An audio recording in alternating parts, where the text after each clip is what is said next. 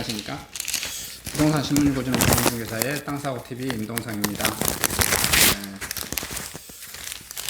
머니무브 고가 주식 아파트로 향한다. 오늘의 가장 큰 소식입니다. 초저금리의 유동성이 크게 풀려 개인자금 투자시장에 몰렸고요. 증시에 뭉칫돈 44조 대기하고 있고요. 15억 넘는 아파트 거래에 40% 증가하고 있습니다.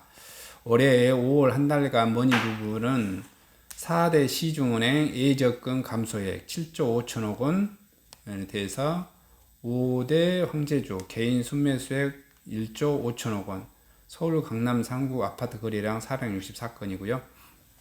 시중은행에 근무하는 김모 부장은 그동안 모아놨던 목돈 2,500만 원을 고민 끝에 카카오 주식에 올인했습니다. 입사 후 15년간 김 부장의 돈은 월급 통장에서 1년에서 3년짜리 정기예금이나 적금으로 왔다 갔다를 반복했지만 올해부터는 은행을 등지고 고수익을 쫓는 주식시장에 도달했고요. 김 부장은 통장에 있는 돈을 1년 유지해봤자 1년 후 이자가 원금이 1%도 안 된다며 비싸고 유명한 주식을 사서 플렉스 일시불로 많은 돈을 쓰며 자랑하는 사람들 마음도 있지만은 남들이 주식으로 돈 벌 때 소외되기 싫은 심정이라고 말했습니다. 김 부장이 매수한 카카오 주가는 지난 5월 25만 1,000원이었지만 실제로 환산 주가는 251만 원짜리입니다. 환산 주가는 상장 주식의 액면가를 5,000원으로 동일하게 맞춰 계산한 실제 일주일 가격입니다. 카카오는 액면가가 500원에 불과해 주가가 10배에 곱해야 환산 주가가 나옵니다. 증권가에서는 환산 주가가 100만 원을 넣으면 황제 주가 명품주라고 부릅니다. 7일 한국거래소에 따르면 지난달 1일부터 이달 5일까지 네이버, 카카오, SK, 아모레퍼시픽, 삼성물산 등 5개 종목 황제주의 순매수 금액은 1조 5천억 원으로 집계됐습니다. 이 중 환산 주가가 1,155만 원에 달해 국내 최고가 주식인 네이버가 순매수 1위입니다. 개인 매수세가 몰리면서 비싼 주식이 더 비싸지는 현상이 나타났고요. 플렉스 바람은 서울 강남 부동산 시장에서도 목격됩니다. 서울 대치동 아파트 레미안 대치팰리스 91제곱미터는 지난달 30억 원에 팔리며 사상 최고가를 기록했습니다. 이처럼 서울 지역 15억 원 초고가 아파트 거래는 지난달 349건으로 전달 244건보다 100건 이상 늘었습니다. 풍부한 유동성과 함께 은행에서 주식 부동산으로 돈이 움직인다는 분석이 나옵니다. KB국민신한은행 4대 시중은행에 따르면 지난 4월 말 대비 5월 말 저축성 예금 잔액은 7조 5천억 정도 됩니다. 머니무브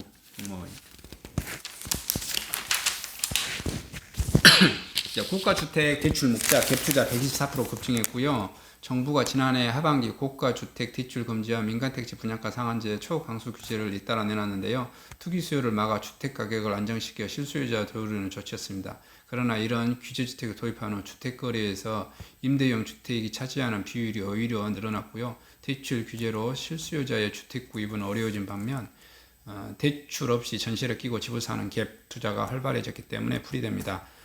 규제가 투기 수요가 아닌 실수요자의 피해를 오히려 키우는 규제의 역설이 현실화되고 있는 평가입니다.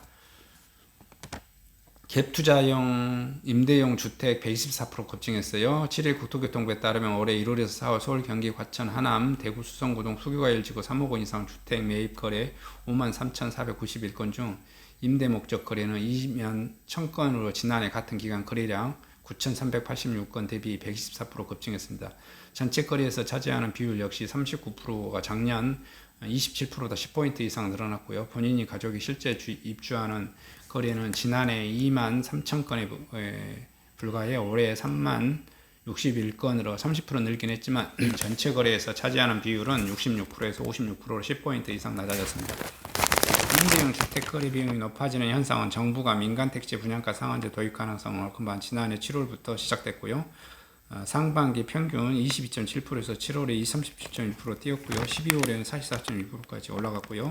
올해 들어 다소 낮아졌지만 작년 상반기에 비해 여전히 높습니다. 임대 목적 주택 거래 형식은 월세 소득을 끼고 거래도 있지만 상당수가 전세를 끼고 집을 사는 갭 투자일 것으로 추정됩니다. 임대용 주택을 취득한 사람이 절반 이상 자금 여력이 부족한 30, 40대였다는 점도 이런 추측을 뒷받침하였습니다. 지난 7월부터 올해 4월까지 3, 40대 임대 목적 대입 건수는 46,383건으로 전체 58%를 차지하고 있고요. 노후 소득을 위해 임대 목적으로 주택을 매입하는 것과는 달리 갭 투자 목적이었던 가능성이 높다는 해석입니다. 넘쳐나는 전세 수요가 갭 투자를 부추기고 있습니다. 전문가들은 임대 목적 주택 매입이 급증한 배경으로 전세값을 꼽았습니다. 정부의 규제가 코로나 여파로 서울 아파트값의 감정원을 올해 1월부터 5월 사이에 0.08% 떨어뜨렸지만 같은 기간 전세 가격은 0.58% 올랐습니다.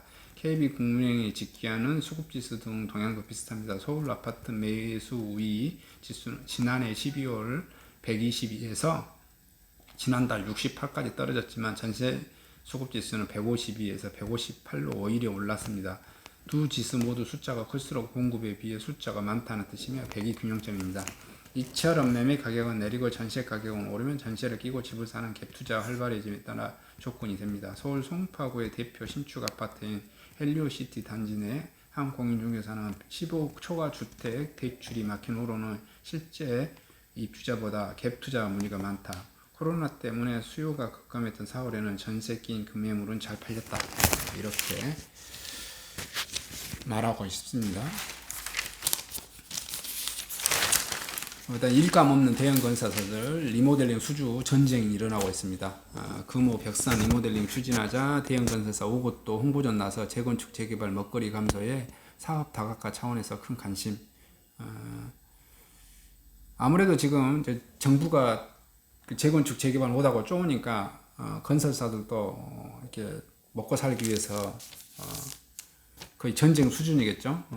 서울 전세값 치솟고 장기전세 경쟁률은 반토막은 왜 고독 강일 위례의 20년 전세 교통 불편에서 실수요자가 예민해서 그렇다. 서울 전세값 49주 연속 오르면서도 실수요자들의 한숨이 늘어오는 가운데 시세 대비 20%가량 싸고 20년간 장기 거주할 수 있는 장기전세 올해 지원율이 지난해 대비 반토막 나서 눈길을 끌고 있습니다. 고독 강일 위례 등 아직 교통 측면에서 불편함이 있는 서울 외가 지역 물량이 대다수 포함돼 직주근 지역을 원하는 실수요자들의 예면을 맡았습니다. 경쟁률이 낮아서 일부 단지는 30대 신혼부부 장기전세에 당첨될 것으로 전망됩니다.